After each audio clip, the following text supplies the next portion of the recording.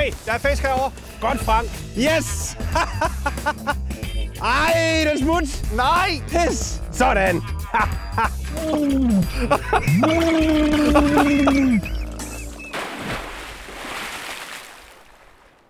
Peter, vi er kommet til Gudnorden ved Randers Sportsfiskerklub stykke her lige neden for Bjerringbro, som er kendt for ret store gedder og laks selvfølgelig længere hen på sæsonen. Ja. Vi skal over en meter i dag.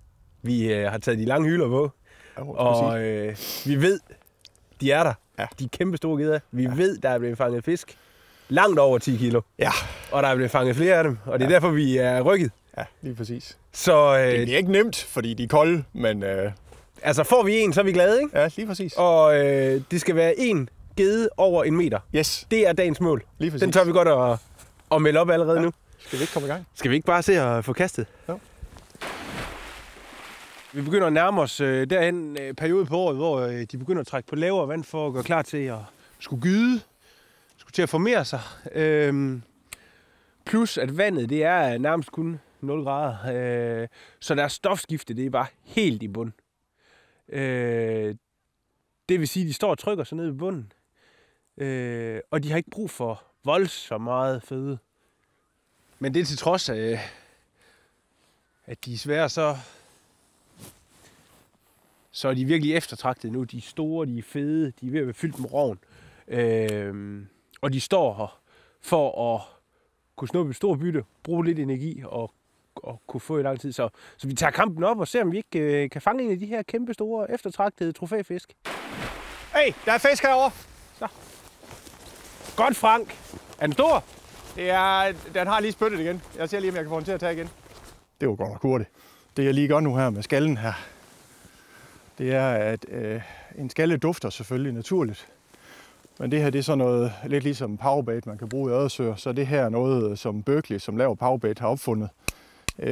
Og det er en spray, som i det her tilfælde lugter af sild og indeholder feromoner og sådan noget. Og det, som det gør her, det er, at det laver en sky af feromoner, altså det, som fisk udskiller, når de er bange i vandet, men også en duft af sild, som faktisk hænger fast på havnen rigtig, rigtig lang tid. Man kan både bruge det på gummidyr og sådan noget, men så sandelig også på det her, for nu lugter den her faktisk af sild. Og det er sild og så gedder. Det ved de fleste, fisker gedder. Det er noget, der duer. Hvad så, Frank? Jeg havde lige kastet over, så havde jeg lige svinget rundt her, Ja. hvor jeg faktisk kunne se skallen ned på bunden her. Ja. Og så var jeg ved at hive den ind, nu gør jeg lige igen her, så var jeg ved at hive den ind over bunden her. Ja. Så den kom ligesom derhen, og så lige da den svingede ind, der er et grødebælte lige herinde. Ja. Så blev den lige tung for en kort bemærkning, og så kunne jeg kun se det halve skallen, og så kunne jeg se, at den kom svømmende opstrøms. Nej. Det er ikke normalt. Nej. Og så spyttede den. Nej. Ja. Men okay, vi har i hvert fald fået set, at de er her. Vi står i en å, hvor der er masser af strøm i vandet. Der vil sådan et sted som det her være godt, fordi strømmen den kommer svingende ud her. Og så står den lidt og kører baglæns her, så der er sådan et sted her, hvor geden skal ikke bruge kræfter på at blive stående. Den kan bare stå og dvæle ned ved bunden, fordi geden den er jo enormt effektiv energimæssigt. Så den gør alt muligt for at bruge mindst mulig energi og få mest mulig mad. Og sådan et sted her, hvor der er strømlæ, der vil småfiskene stå ind og stå i hvil. Det ved geden også godt. Det her gummidyr, jeg har på, det er jo en ordentlig krabat, og den har den her lange, vi kalder det en curltail. Den roterer sådan langsomt rundt i vandet. Plus den her krop, den gør, at avlen den vugger sådan her, så man får sådan meget langsomt vuggende, og så stadigvæk den her lækre cirklende hale bagved. Og det er typisk godt til vinterfiskeri, hvor gederne de bare er, deres stofskifte det er helt nede, de står bare helt nede ved bunden, og der skal virkelig noget til for at få dem til at hugge. Den her, den skulle jeg så gerne kunne fiske ganske langsomt, helt ned over bunden. Og så skulle den så nærmest komme hen forbi snuden af fiskene. Det er så udfordringen, hvor det er, vi får den til det. Så nu giver vi den gas. Vi er ikke alene hernede i dag, Peter. Nej, vi er jo rendt i en ordentlig flok juniorfiskere fra en af de lokale foreninger. Der er også på gedetur hernede. Og faktisk 2 juniorledere, som jeg udmærket kender, og jeg har lige snakket med dem, og jeg ved, de er mega hårde til det her gedefiskeri nede i Gudnorden. Så måske vi er nødt til at ty til at trække nogle tricks. Din skalle, den er stadigvæk helt, Frank. Ja, den har fået et par ridser, men den har kun været i munden af en gede en gang, men den blev ikke taget velkommen. Den blev spyttet igen, inden den går noget. Men har du fundet? Jeg har heller ikke fået noget. Og jeg har lige snakket med en af juniorerne, og han siger også, at de har heller ikke rigtig fået noget. De har ikke fået noget. Nej, og de er sådan ved at give lidt op, de der knejder. Så faktisk så var der en af deres ledere, de spurgte, om de havde lyst til at komme hen og få en grillpølse på et tidspunkt. Så lyder det træls. Måske så kunne jeg tænke jer, så kunne det ske, at vi kunne få en røverhistorie om, ikke? Ja, lige præcis.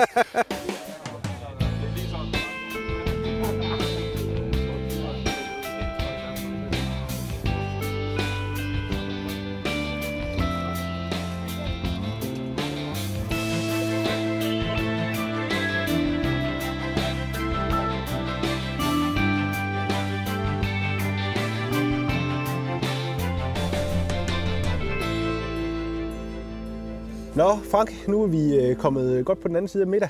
Ja, uden fisk. Vi mangler lige en enkelt ting. Ja, lige præcis. Jeg vil sige, kunne vi bare lige få en 90 cm, så... Ja, så er vi også 90 så er vi også. Også med. Ja. Og vi har været over for en varm pølse, og der er nogen, der har noget fisk, har jeg hørt. Ja, vi har jo set de her juniorfiskere, der har gået hernede. Ja. Og vi har faktisk fået fat i Johannes, der er en af juniorlederne. Yes. Og Johannes, vi har lukket lidt med dig, fordi Frank og jeg, vi er lidt i panik. Ja, det er ikke så godt. Hvordan var det gik med jer? Ja, vi kan ikke rigtig prale. Vi har ikke fanget noget som helst, faktisk. Men, vi gav det i hvert fald en god chance med nogle skaller nede på vandet der. Ja. Men det blev mere til en hyggestund med grillen og nogle pølser, og så vil vi prøve at køre et andet sted hen og prøve at se, om vi kan finde nogle geder et andet sted. Har I mærket noget? Ja, vi har mistet et par enkelte, men okay. vi har ikke fået noget på land, så vi har ingen beviser. Så det er ikke noget, det er rent fiskesnak lige nu. Så de er der stadig til os. Men du nævnte, at du havde I havde nogle avnfisk i overskud. Ja, lige præcis. Vi må ikke fiske med dem længere, så vi tænkte... Nej, I kører op på en af de stræk, hvor man ikke må fiske med. Ja, lige præcis. Hernede, der må man nemlig godt fiske med skaller. Lidt forskelligt fra forening. Fra forening til forening, hvad man må. Men hernede må man gerne, og vi skal jo ikke bruge flere, så I kan sagtens lige få nogle af dem. Hvor fedt. Jamen, skal vi ikke prøve at se om... lidt vand og lidt skaller i? Ja, det er fint. Hvor mange skal I have, tænker I? Jeg tror, det er 10 stykker eller sådan noget? Lige en 3 stykker mere, tænker jeg. Vi skal jo, man ved jo aldrig. Så er der i hvert fald frisk arv. Så er vi godt kørende. Sådan. Så bliver det ikke meget bedre. Ingen problem. Så giver vi det sammen. Tak for det. Hvad sker der egentlig med taberen? Har I aftalt det? Nej, det har vi sgu nok ikke lige. Skal vi bade i Gudenåen? Nej, det skal vi så ikke.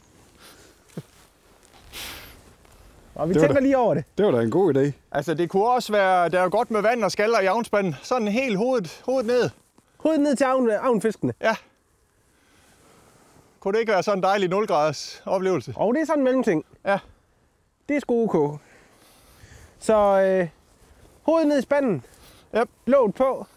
Hej, låg på. Lynlåsen. Op til bilen.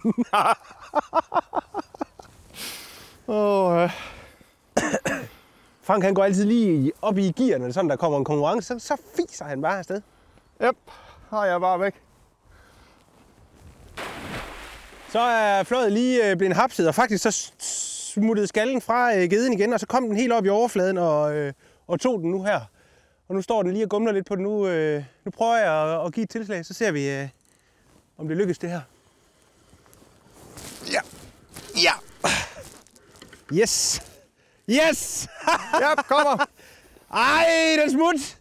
Nej! Yes. Det var en lille en. Ja, man på den igen. Nej.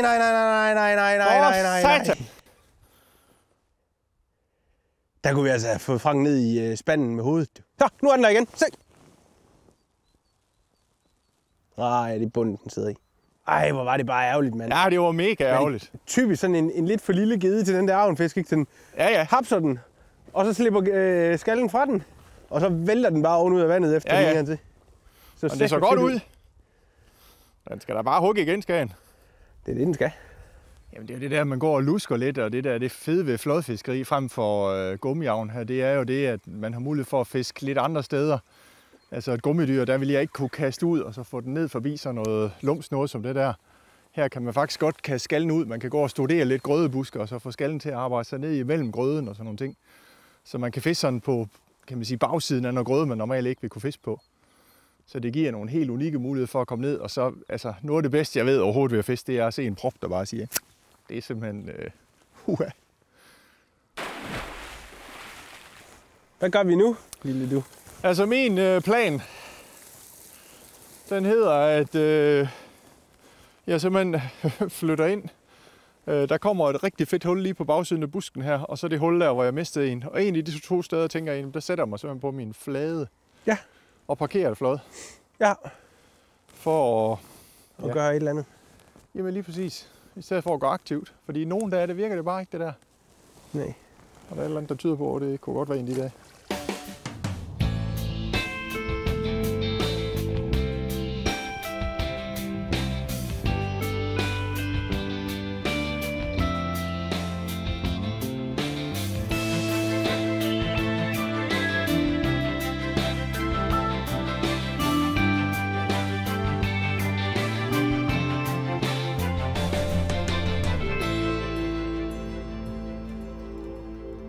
Prøv lige at kigge mit flåd. Altså, jeg tror stadig, det skal den bare lige, men jeg synes sgu godt nok, det virkede sådan lidt, for den står bare fuldstændig. Den kan sagtens have sat sig ind og grøde, men bare lige vi får rullet med, hvis der er. Ja, den kan også sagtens have sat sig i en gedemund. Jamen, det er jo det, jeg håber. Ja.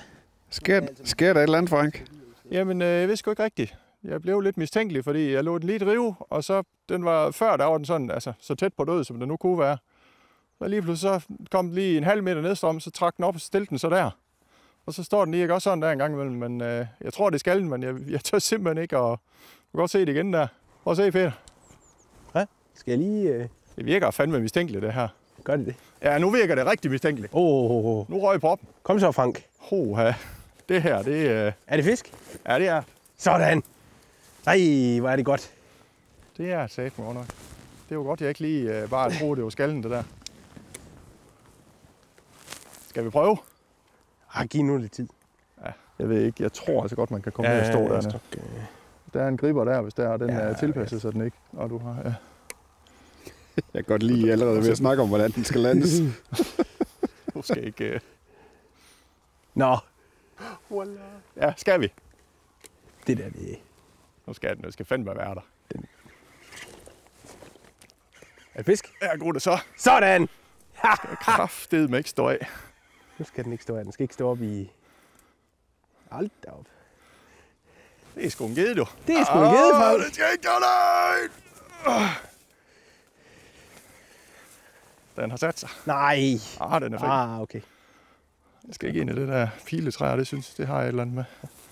Skal jeg tage den? Må du meget gerne. Den vil mere.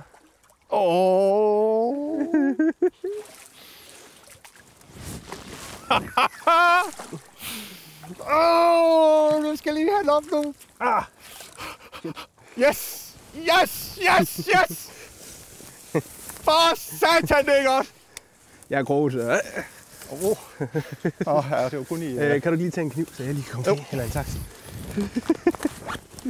Klipper dig lige fri her. Ja, bare lige tage kronen. Yes. Tak. Fuck, hvor er det godt! Yes, da!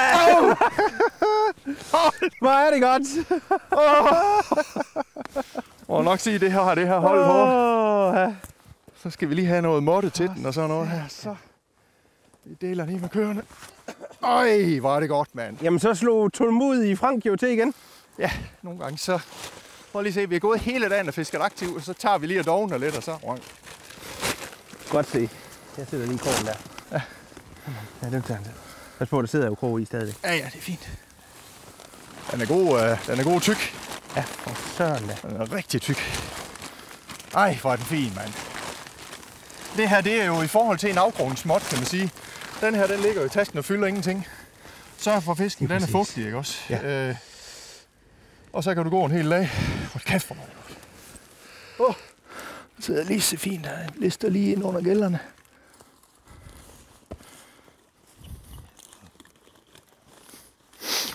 Det var lige præcis det, der manglede.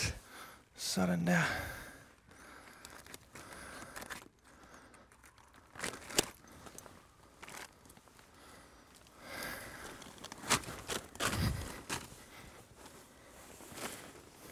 Sådan, Frank. Er det ikke okay?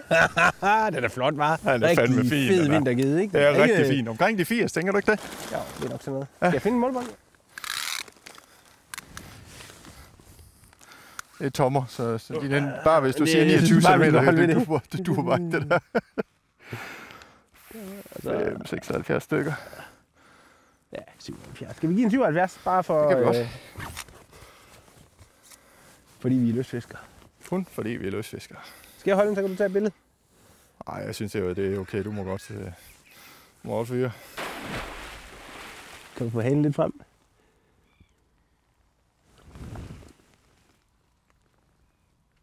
Yes.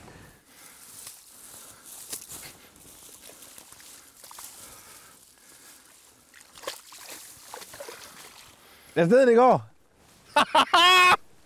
Yes! Så er der pres på nu, Peter. Vi havde egentlig aftalt, at vi skulle stoppe nu her, Peter. Kan du ikke lige repetere, hvad det var, der var på højkant? Eller skal vi spørge Frank? Blev det til noget nogensinde, det væddemål? Der var vist noget med, at der var en, der skulle stikke hovedet ned i en avnsband, hvis man ikke fangede noget. Men så er vi lige roligt. Lad os lige køre en tur mere. Og det er bare en gede på 78 cm. Så også skal Frank have hovedet ned i den avnsband. Vi har fisket hele dagen, og nu er det her sidste tur ned ad åen, der. Så hvorfor skulle den ikke komme nu? Det er du selvfølgelig ret i. Lad den lige køre godt ned.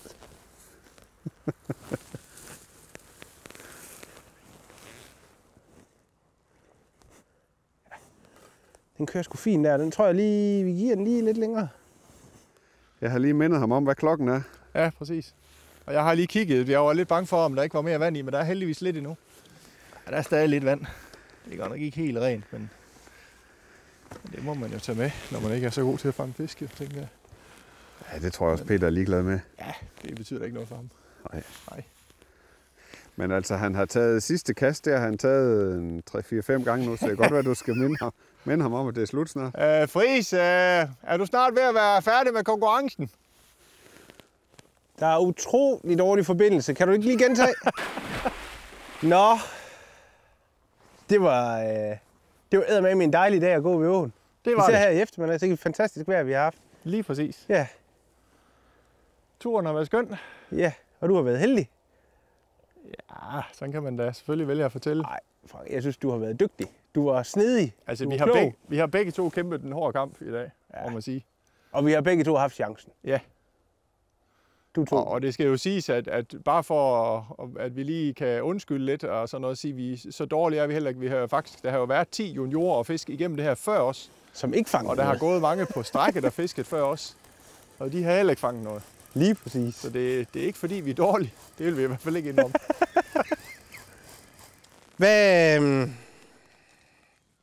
Hvad var det? Vinderen skulle have hovedet ned i en fiskespand. det lyder forkert. Gjorde det? Men jeg vil så sige, at jeg har tjekket, altså jeg har jo gået med den der stort set hele dagen, så jeg har rystet langt det meste vand ud. Fedt. Så der er ikke på nogen måde risiko for at drukne. Det er jeg glad for. Og der er egentlig heller ikke ret mange skaller tilbage, så det lige er... Alt i alt bare en super Det er en nem opgave. deal. Ja. Skal vi bare overstå det med det samme? Du har faktisk været utrolig heldig med de konkurrencer her. Ja, det. Jeg er jo hele tiden gået og tænkt, det skulle du ikke fisk med mig mere, hvis det er sådan, at du tabte en gang. Nej. Men det er slet ikke der, vi er. Slet ikke. Nej. Altså, jeg plejer jo at sige, at de ting, vi sådan gør, dem er vi jo fælles om at gå med til, selvom det nogle gange virker der måske en lille smule ulækker, som nu det her for eksempel. Ja, vandet det er da ikke rent i hvert fald. Det ser lækkert ud. Ja, det synes jeg da. Det er, og til gengæld er det jo dejligt varmt jo. Ja. Jeg er slet ikke, jeg er faktisk i tvivl over, mit hoved det er stort nok til at kunne nå vandet. Men, jamen, så skal jeg nok hjælpe. Ja, det... Jeg synes hele tiden det.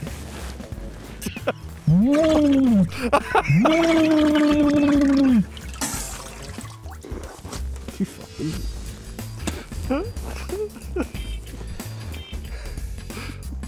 Men det er jo et åndssvagt. Ja, tak for god konkurrence. For kampen.